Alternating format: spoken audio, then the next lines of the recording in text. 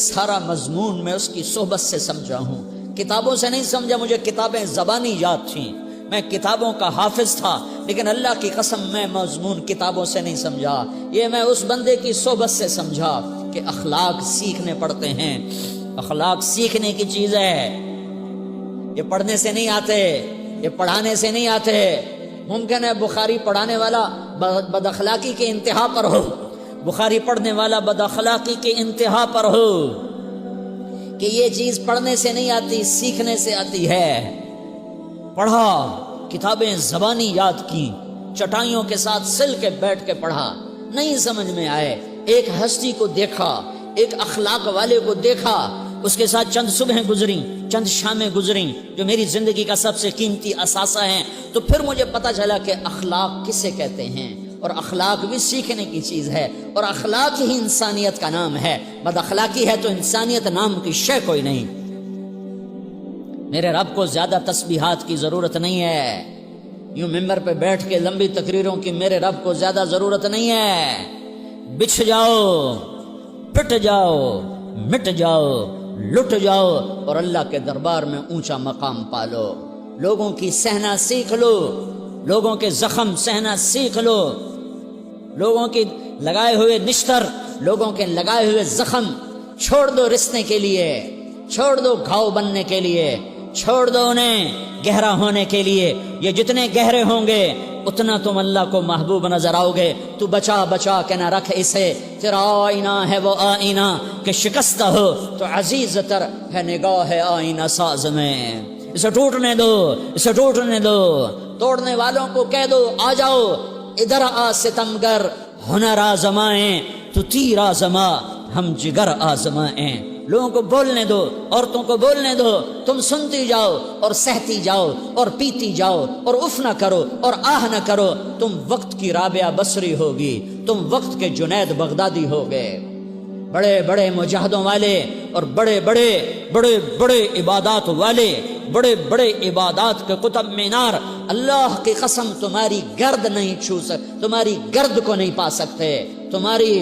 تمہیں پہنچنا تو کہاں ہے، تمہاری گرد کو بھی نہیں پہنچ سکتے ہیں۔ اگر تم اپنے اخلاق قابو کر لو، اپنی زبان پہ قابو کر لو، لوگوں کی دل آزاری پہ چپ رہنا سیکھ لو، لوگوں کی تکلیف پر چپ رہنا سیکھ لو، اور لوگوں کی بدتمیزی پر چپ رہنا سیکھ لو، اور برے سے اچھا بننا سیکھ لو، برے کے سامنے مسکرانا سیکھ لو، تانے سن کر بھی مسکرانا سیکھ لو، تو تمہیں زیادہ نفلوں کی ضرورت نہیں پڑے گی، تمہیں لمبی لمبی تہجد کی ضرورت نہیں پڑے گی۔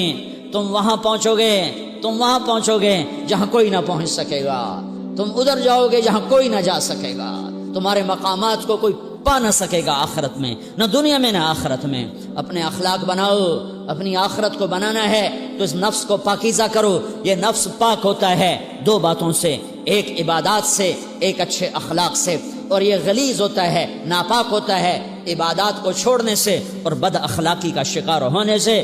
بد اخلاقی سب سے بڑی غلاظت اور کبیرہ گناہ سب سے بڑی غلاظت ہے، اور عبادات سب سے بڑی خوراک ہے، سب سے بڑی پاکیزگی ہے۔ اچھے اخلاق سب سے بڑی خوراک ہے، سب سے بڑی پاکیزگی ہے۔ گناہوں کا چھوڑ دینا سب سے بڑی طہارت ہے۔ یہ کرو گے اللہ تمہیں چمکائے گا، تمہاری دنیا بھی بنائے گا، تمہاری آخرت بھی بنائے گا۔ یہ اخلاق سیکھنے پڑتے ہیں، عبادات کو سیکھنا پڑتا ہے۔ اللہ کے راستے میں جاؤ، اللہ کے راستے میں پھرو، اور اپنے اخلاق بھی بناؤ، اپنا ایمان بھی بناؤ، اپنے کردار کو بھی بناؤ، اور مرتے دم تک یہ محنت کرتے رہو، کرتے رہو، کرتے رہو۔